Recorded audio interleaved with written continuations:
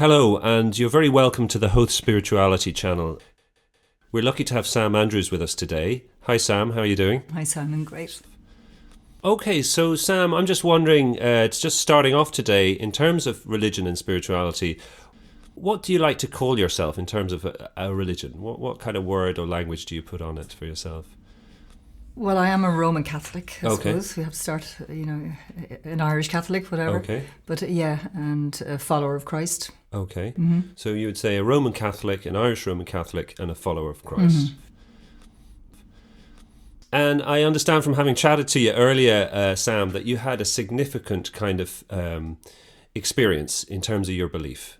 And you described that you had an experience that moved you from what you called a sort of a cultural Catholic into something else. And I was wondering if it'd be okay today if you could tell us a bit about that experience and particularly what it did to you personally, how it changed you. Okay, that's the big one. This was, I suppose, a life-changing experience that happened half a lifetime ago and set me on a very different route. So I was what I've always described myself at that stage, a cultural Catholic, in that that's how I was brought up, and, it didn't really mean an awful lot to me to be that. And I would go to Mass on Sunday and observe all the things that you're meant to observe, and it didn't go any deeper than that. But I did have a great sense that that there was a God and that God was there with us. And it was when my father died that my cosy little world, I suppose, just to give it context, my cosy world just fell apart. And did something happen to your relationship with God when your father died and your cozy world fell apart? Well, it was after, when he died, obviously it just threw me completely, and it was a sudden death, and he was quite a young man, and then at that point I started to ask those big philosophical questions, what's this all about and why are we here? A lot of hurt with me, a lot of anger that God had taken him, for example. And so I began to question the existence of God and what was our purpose in life and just what was the whole thing about. And I had probably never looked to those questions previous to that. And I went in search. That led me down a whole spiritual road, even though I didn't intend to go that road, or I didn't realise that was where I was heading. But in retrospect, that's what happened, and so you didn't I got my plan to go answers. on this journey. You were surprised to go on this journey, and you weren't even aware that you were on the journey. Absolutely, absolutely. You were grieving, and yeah, that's what happened. Yeah. So I was just looking for answers. Nothing made sense in the world anymore, and I just needed answers. So it was a whole journey to get to where I am now today, I suppose. And that journey then, after a year, when it came to accepting my father had died and that he was actually happier where he was than had he still been here with us, another stage then developed with me, and that was a huge desire to travel on my own to Indonesia. And, people have often said to me, why there? And I just really don't know. But it just grew so much that I was waking up in the middle of the night, and this intensity that I had to go to Indonesia was just something I could not ignore any longer. So to the point that I would keep a foolscap jotter by the side of the bed and a pen, and I'd have to write these deep thoughts that were coming from very deep within me, until I just could not ignore that anymore. And so I put steps in motion, and I found a missionary order who would have me, and I had a window of a few months to go down and work with people down there. That was my objective, to go there and work with people on the ground. And so that's where it led me down to south of Java, and working with people in the sea villages, travelling out with the local priests and the nuns, and learning the language, addressing groups of people and children, and visiting sick people, and just the whole spectrum of life, everyday life in a third world country like that down there. So it was a tremendous experience, that whole thing. And as I was based in a Catholic parish, it's a mainly Muslim country, I was closely involved with the day-to-day life down there. I remember masses would go on for 2 hours, and I'd be sitting there just at that stage so bored and waiting for it to be over, and thinking when I came back to Ireland I'll never have to get mass again for the rest of my life. I'll have done my bit. And it was on Holy Thursday then that I suppose I can signpost what that turning point was for me then. And this is way over 20 years ago now at this point, but it still is alive for me as it was at that time. And the ceremonies were going on in the church on Holy Thursday night, the Mass of the Lord's Supper, and I knew that I was going to be really, really bored in this warm, hot church, 2,000 Indonesians packed in around me, and there was no air conditioning or anything like that, so it was not very comfortable. And I had asked for something to read while the long services would be going on, and I was given a missal, an English missal that had to be dusted down. And during the enactment of the washing of the feet and that, I was reading the events of Holy Week, and I skipped ahead to Good Friday, and Jesus dying on the cross. And it was at that moment, as I said, I just find it hard to put words on it, as I mentioned to you earlier. And the best way I can explain, it was just like he came down from the cross and stood before me, and in a way that was just completely accepting of me, with all the things I had done, all the wrong, bad things in my life ever, right back to when I was 7 years of age, and I had given the girl next door a bloody nose. So all of those things just came tumbling in, and so you had this memory of all sorts of different experiences that you didn't feel good about. Yeah. And them being accepted. Yeah, and the reason I believe that happened for me was because I was faced with this immense sense of love and just pure goodness, and there was no recriminations. Like if I had felt that he was standing there and kind of wagging his finger saying, "Now, Sam, you haven't been a very good girl," I could have coped with that one, because I could have said, "Well, I didn't really know that you were there." But it wasn't, there was nothing like that. It was just total acceptance. And it just washed over me, and I always believed the old me really died at that moment.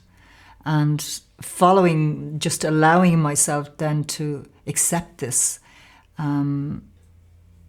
I just wanted to stay there forever. It was just the most indescribable sense of peace, and I wanted to remain. Can I ask you, Sam, sorry to interrupt you there, but when you say the old me died, what part of you died in particular? What I believe that means is it opened up a whole worldview for me that I just was never aware of, didn't know existed, in which I was not the central focus or point. And I saw reasons not to be, and I saw reasons to look beyond myself.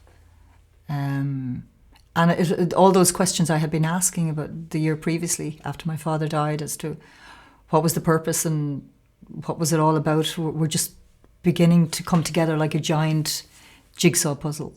It was just beginning to make sense. And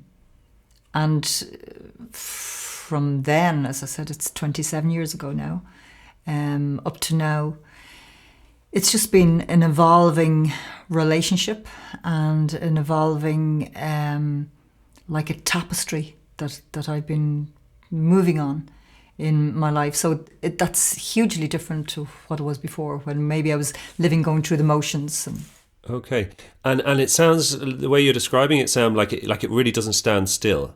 Like, I think many non-believers would have a sort of a sense that believers have a kind of a static, kind of fixed. Yeah. Listening to you today, it sounds very different to that. It is completely different to that. It's. I often look back at the beginning of that experience, and I think I actually signed up for a hugely exciting journey, and that goes with being painful as well. You're not excluding any of the human emotions or things like that, but it's evolving all the time. I'm seeing myself evolve all the time. I'm understanding more and more about what the divine is looking from me and from humanity. And that whole, what's shrouded at times in mystery, is becoming more easy for me to understand as I go along. But the more I do understand, the more I realise I have left to understand. Okay. So I think until the moment I die, I'll be trying to unravel it. And that's part of the great excitement about it, Okay. Yeah. And you said, Sam, when I signed up, did it feel like that? When you use those words, signed up, did it feel like there was an element of choice? Absolutely. Was there like a turning point? Yeah, there was. What I've explained to you there was my very first access, I suppose, to this world, let's call it, to look at it in a contemporary way. And following that experience, which I suppose had opened up my mind to another way of living, there was then a second experience, which was it was for me that the first one was a sense of Jesus being there. The second one was a sense of His Spirit coming to me in this powerful force that scared the living daylights out of me. And I just remember closing my eyes tightly and just falling on the ground, because I didn't want to see anything. I was so scared that I knew there was something in the room with me that day. And this was still down in Indonesia. And I just lay down on the floor with my eyes closed when I felt this happening. And I've no idea if, lost count of time, or it was like in another zone or something like that. And it was a feeling, and I didn't hear any words or anything like that, or any voice, but it was a sense of asking me to do something and asking me to give my life to God. And that was terrifying. And I felt I've made this huge voyage over to the other side of the world on my own. And that was a big thing for me. So in doing that, then there was nothing in the world I couldn't do. So I felt I had wide open canvas, in which to operate on when I went back home again. But now here I was being asked to give my life to somebody. And I found that really, really hard. And I can remember dwelling on that and thinking, I don't think I can do that.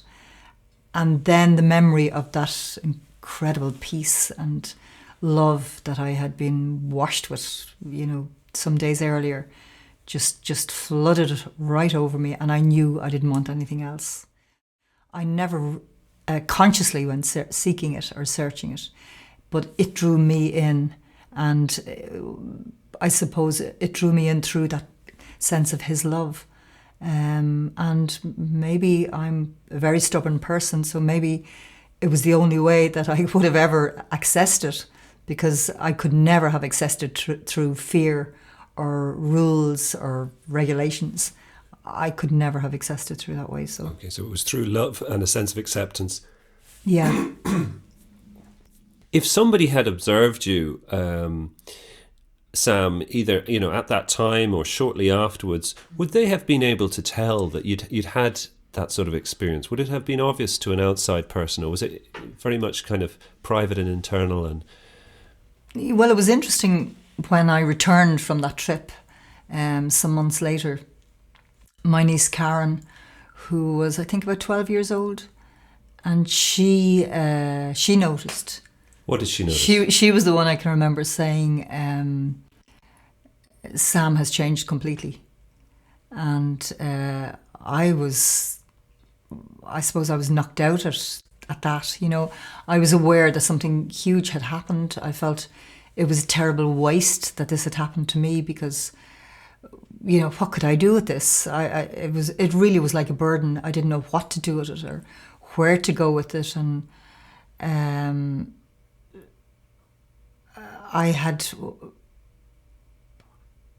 felt that I had been given a job to do, and in that sense of love, when I felt I could stay here for the rest of my life just like this, it was as though he said to me, "This love that you are experiencing is not just for you. This is for every created being in the world." And that was immense. That was, to understand that and to know that this was coming from the Creator, from the Divine, from the Son of God, was, I don't have a word to describe what that was like. But that, I think it was probably in those moments that, as I said, the old me was left aside because, you know, how else could you live with that? You would have to have a response. And, you know, my response was the breaking down of my old order of living and being open then to a new one, which was steeped and founded really in divine love. I suppose that's the only way I can describe it. Maybe I'm choosing wrong words here, but it's always a struggle to put words on it. Sure. And it sounds like, Sam, you were sort of challenged with a mission to share this. What exactly was the mission that you were set? Or just one thing only, and no more and no less than that. And that was to help as many people as I possibly could in the world to understand that love was there for them as well. And is that that love, is it just from Jesus Christ, or is it where does that love come from? Well, my experience was it was coming through, yeah, most definitely through Jesus Christ at that time. Where does that love come from? That love comes through what I've learned, I suppose, ever since then, through you, through the person I meet on the street, through the person I find it hard to like, that I might have a personality clash with or whatever. It comes through everybody. Through everyone, through different people, regardless. And often people you're surprised by, people you might have a clash with. And so I'm wondering about, say, other religions and people who have different types of religious belief. Initially, it came through a kind of a Jesus Christ to you. Yeah. What's your thinking about other people who maybe have, say, a similar experience but through a different kind of religious context? People who may not recognise Christianity. Maybe. Well, again, I just have to go back to my source, and my source is what happened to me that day. And that understanding, the words were very, very clear, even though, and I can't help you to understand because I don't understand how I heard without hearing. But it was that he loves all people, regardless of who they are or what they are, but all people, all created beings in the world. So that's everybody. There's nobody excluded. I don't think truth has shades to it. I think it's very obvious when you meet truth. So I think that within that and within themselves, they will be led by the Spirit of truth to their answers. I found my answers. It sounds very much like an experience and it's very hard to describe. You have to experience it to be led. Is that? Yeah. Well, I think that's what all people are called in. We are called into a very personal experience with our God, and some people can experience that in different ways, in different forms, in other religions too. And they do. Okay. Well, can I just say, Sam, thanks very much for sharing your experiences with us. And And I think we'll leave it there for today. Thanks very much. Great. Thanks, Simon.